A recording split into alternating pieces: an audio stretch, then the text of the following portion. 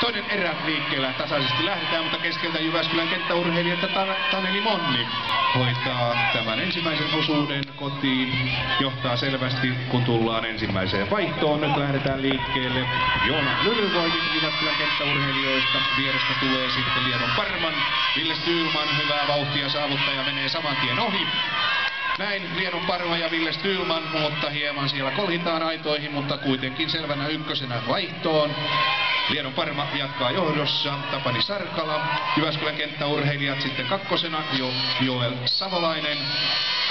Ja Pyrintö, Henry Haataja. Tullaan viimeiseen vaihtoon, ankkurit liikkeellä. Liedon Parma selvässä johdossa, Jussi Valtanen vie viestiä, vai sanotaanko nyt tässä vaiheessa jo, että tuo kohti maalia.